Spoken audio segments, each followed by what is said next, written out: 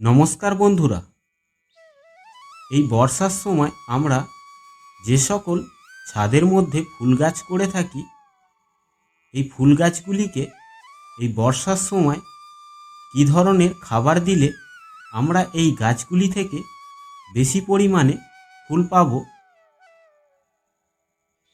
সেসব বিষয় নিয়েই আজ আমি আপনাদেরকে দুটি খাবার দেখাবো।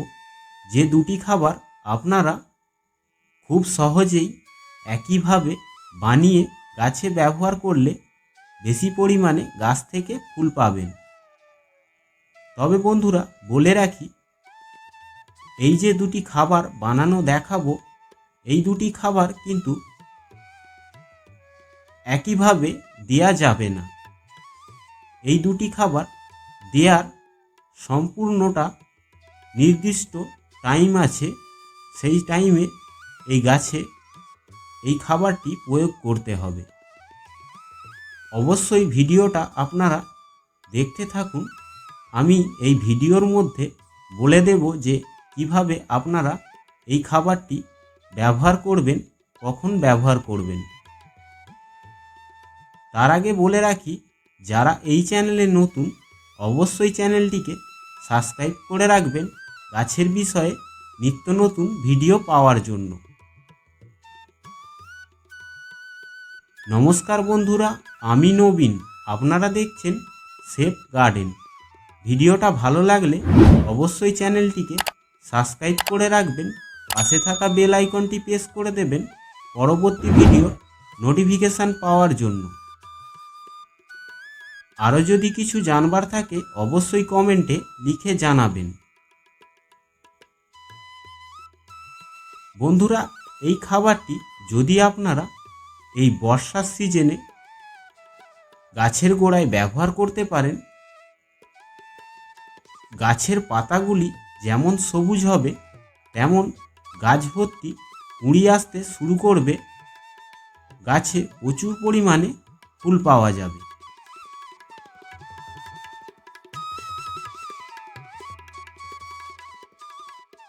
আমি এখানে কি কি উপাদান নিয়ে নিয়েছি সেগুলি এক এক করে বলে দিই।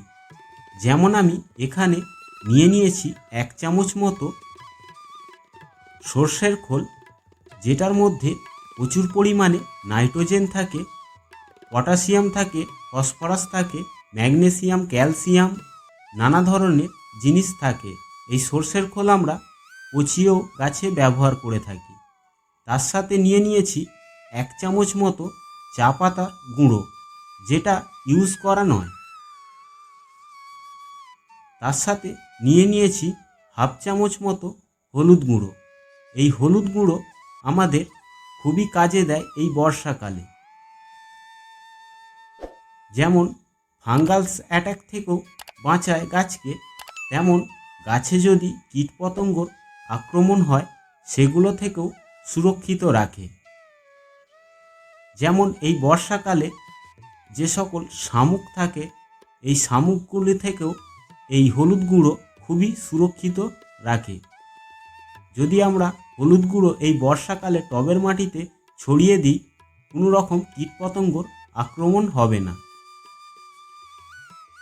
এরপরের যে খাবারটি আমি বানানো দেখাবো সেটা হলো ঠিক একইভাবে বানানো। ওটা যেমন আমি এক এক করে সবই শুকনো জিনিস নিয়ে নিয়েছিলাম, এখানে আমি যে জিনিসগুলি ওইখানে ব্যবহার করেছি সেগুলিও আমি ঠিক একইভাবে এর মধ্যে পচিয়ে নিয়েছি, যেমন সর্ষের খোলকে পচানো হয়। এখানে তবে দেয়া আছে সর্ষের খোল, এর মধ্যে দেয়া আছে কিছু পরিমাণ নিম খোল, তার সাথে দেয়া আছে চা পাতার গুঁড়ো।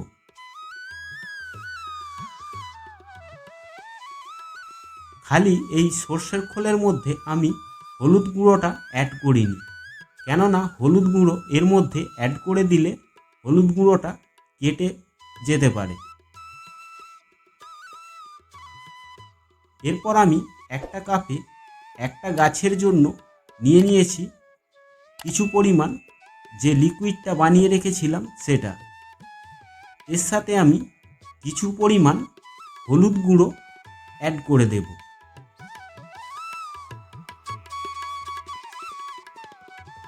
তারপর এর মধ্যে ঠিক একই পরিমাণে জল দিয়ে দেব। কিছুটা বেশি হলেও কোনো রকম অসুবিধা হবে না। তবে বন্ধুরা, এখানে বলে রাখি, যে দুটি খাবার আমি দেখালাম, এই দুটি খাবারের মধ্যে দুটি খাবার খুবই আলাদা আলাদাভাবে দিতে হবে। যেমন প্রথমেই যে খাবারটি দেখালাম, ওই খাবারটা আমরা এই বর্ষাকালে বৃষ্টি হওয়াকালীন গাছের গোড়ায় ব্যবহার করতে পারবো। আর এইখানে যে লিকুইড খাবারটি বানানো দেখালাম, এই লিকুইড খাবারটি আমরা গাছেতে কিন্তু যখন বৃষ্টি হবে ওই সময় আমরা ব্যবহার করতে পারবো না।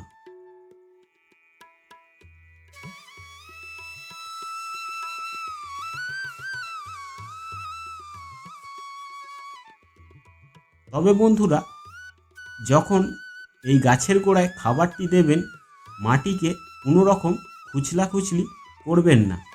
ওপরেতেই এরকমভাব ঠিক ছড়িয়ে দেবেন, তাতেই এই বর্ষার সময় কাজ হয়ে যাবে।